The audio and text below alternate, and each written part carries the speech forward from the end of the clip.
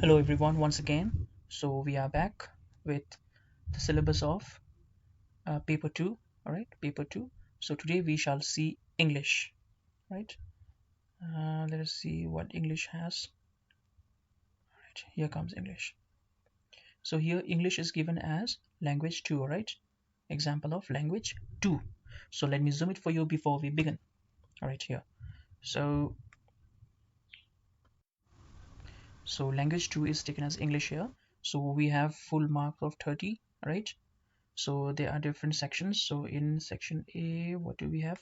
Constructivist approach to language learning. The term constructivist is a very important one. So please try to browse through this particular term and understand what does it mean. Now create awareness about making connections between the language, child's language, right?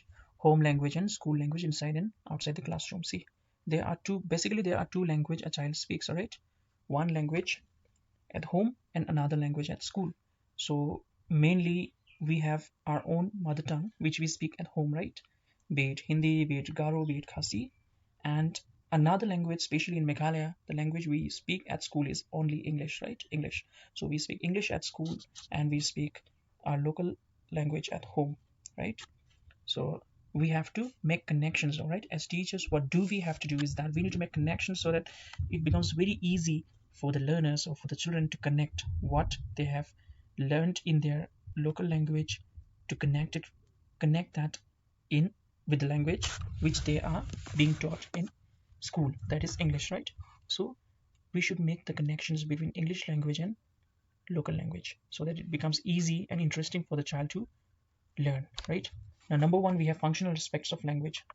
What aspect? Functional aspect of language. What do we have here? We have here what is language. Yes, of course, since we are studying about language, we need to understand first what a language is, right? Then construct language in different situations. Now, how do we construct languages in different situations? That also we have to learn. Now, functions of language. What are the different functions of language we have to learn? And this particular unit is for 3 marks. All right, this is for 3 marks. Now let's just go to the second unit. The second unit is about social context of language. What is that? Social context of language. This unit is for 3 marks again. Now here what do we have? Influence of mother tongue on language learning. See, this is what I was saying just now, right? So when we make connections between mother tongue and the school language, it becomes very interesting and easy for the child to learn, right? So we need to see what influence the mother tongue has on our language learning. All right. The multilingual nature of classroom. See, why classroom is known as a multilingual nature of classroom? Because in a classroom we have children belonging to different communities and speaking different languages, right? We have we have we have students or children speaking Garo, Khasi, Hindi, Nepali, Assamese, Bengali, right? Punjabi. So they use different languages and communicate, right? So when we can connect the languages, it becomes very easy and interesting for the learners to learn. Now, status of English in India. Now, see, English is a very important language in India, right? Especially in in South India, English is used very much, and also in Northeast, uh, in our state itself, we use English, right? So we need to understand the status of that. Now, point number three, early literacy. See, this unit has got 6 marks, all right? So this is important. You mark it. So oral language development through activities, request and command, storytelling, role plays, songs, rhymes, poems, language, games, and chants. See, this one I have already talked about in paper 1 language, right? So these are some things by which early literacy, oral language development takes place. All right. Now, developmental stages of reading and writing. Reading and writing. How does it develop? Now, phonemic awareness. So this term is important. See, you will get, all right, this term is important. Phonemic, all right, these terms are important. So you learn about this also. We'll be discussing it, right? And we have next is reading, right? So yesterday, I mean, not yesterday, I mean, in your old, in paper 1 also, I have told you that the first skill we develop is listening, then we learn speaking, then we learn reading, and then we learn writing. So it is known as LSRW. So we are in reading now. So types of reading, what are the different types of reading we will learn? Reading across the curriculum content and narrative texts also we'll be learning. Role of schema we have already seen. Reading beyond the textbooks. Now we as learners should read beyond the textbooks, right? Now writing. Now what do we write? How do we write? All right, so this unit 4 reading will be for 5 marks. And then now let us come to unit 5. This will be for 5 marks as well. Now process and purpose of writing. Now why do we write? And what are the different purpose of writing?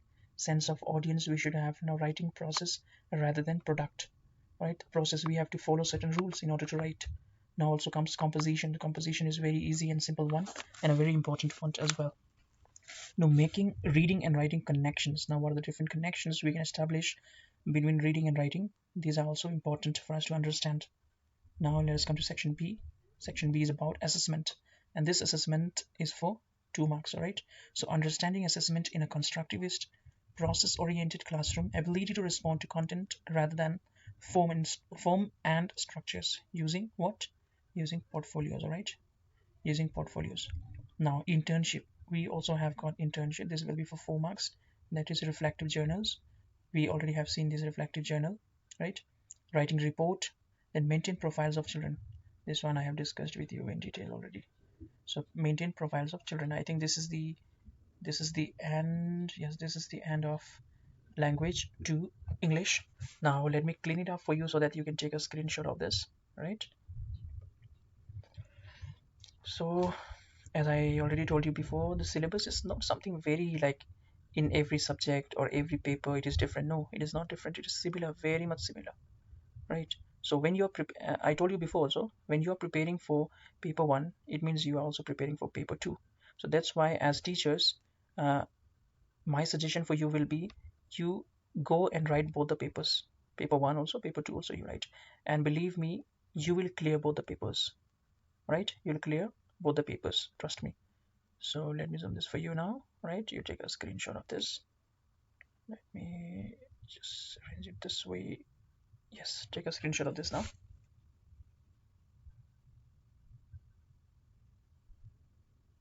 Well, I hope you have taken the screenshot. So as I was telling you, that the contents are not so much, all right? It is the same content repeated over and over again, so it becomes very easy for us to prepare for the examination. So feel free and be stress free and start preparing slowly, all right? One topic at a time. Don't take up the entire syllabus. Just take up one tiny topic, and then you research about it, you study about it, all right? So one thing at a time you do. You don't have to rush so much, as we do not know when the next Mtet examination is going to be, but still it is always better to prepare before, right? So it is better to prepare beforehand. So I wish you all the best. Thank you everyone for listening and for being there.